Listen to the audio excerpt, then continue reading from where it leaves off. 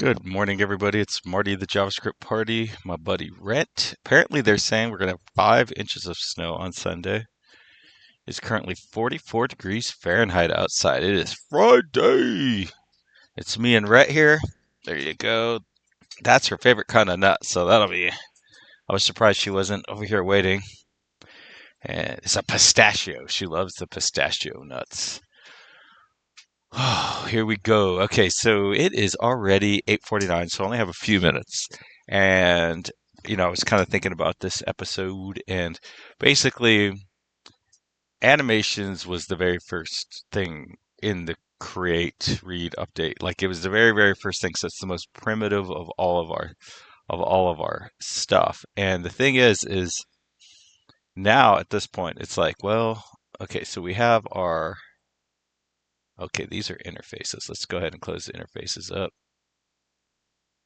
So in our services, so the things have sort of naturally, sort of organically, I guess would be the right word, kind of diverged into sort of two areas of code. And one area is like ThreeJS and one is ST. And so, and I would be lying if I said I kind of understood these words when I first started, but the idea is that ST stuff is our vision of how animation should work. So when I create, or how anything should work, right? So if I hit add viz and then I hit F12 and I look in here, I have this object, and this describes my vision of how things should be. So like I have a concept of an ST renderer.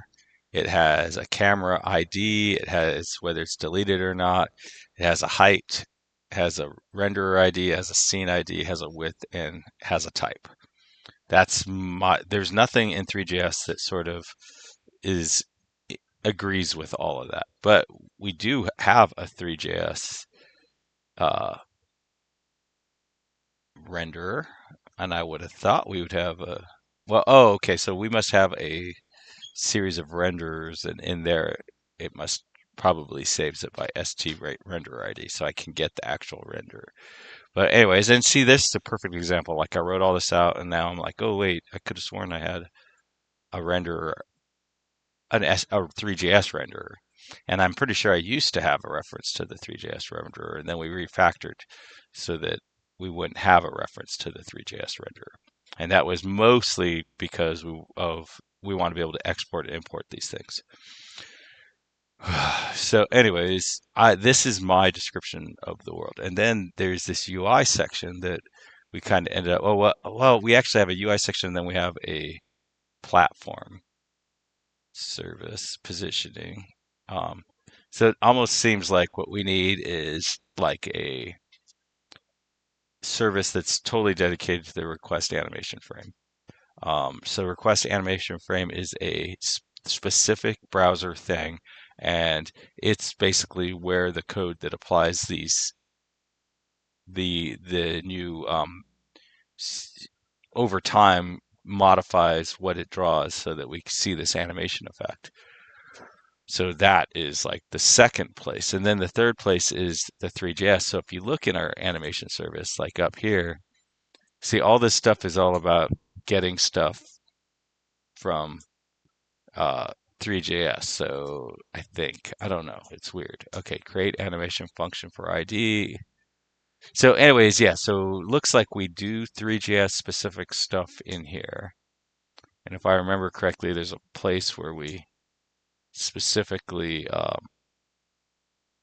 find the properties and update them directly.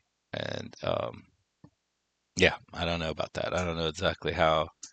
Oh, update property for animation. So let's go here. Go to definition, update. So yeah, as you see here, this is all looking for properties inside of 3JS, I believe. Yeah, so we have properties for animation. We assume it's going to get a mesh, which, in the long run is not correct. We are going to want to animate all kinds of things. And we assume that we're going to get an ST animation. So this thing that knows how to interact directly with our mesh, see path. Update object. Yeah, see, here's where we turn it, our mesh, into an update object. And then, so this is all very, very specific to ThreeJS. So it would be nice if that was in a 3 thing. So we would know, hey, I'm dealing with a mesh right now, and it's the 3 mesh, right? So, and we're going to want to add, like, we're going to want to be able to update all kinds of things, lights and all kinds of stuff.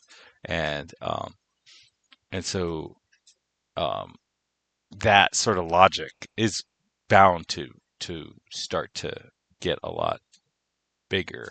And so this is a lot bound to become a very, very obnoxious and huge app function. So basically, I guess the first thing is I think it should go into utility. And so we have timing. Okay, so this is debouncing. This is about routing. This is about positioning, which is this still positioning? I feel like it might still, but and then utilities. So I almost feel like we need an animations in here or possibly in here in UI. See, because this is dealing with the viewport and stuff like that. So let's see. See, this is dealing. See, I think this is where it belongs, not in utilities. So I think we need an animation inside of UI. And then we need an animation. So let's go ahead and go to our packages. And this one it is only the Angular application. My other projects all have multiple packages. And so we want to create a new service. This is going to be our utilities, UI viewport. I think a UI request animation frame. RAM. No, I think request animation frame is the way to go.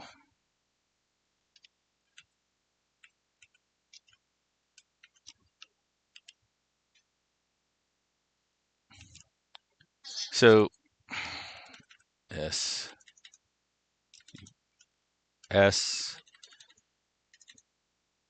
RAM.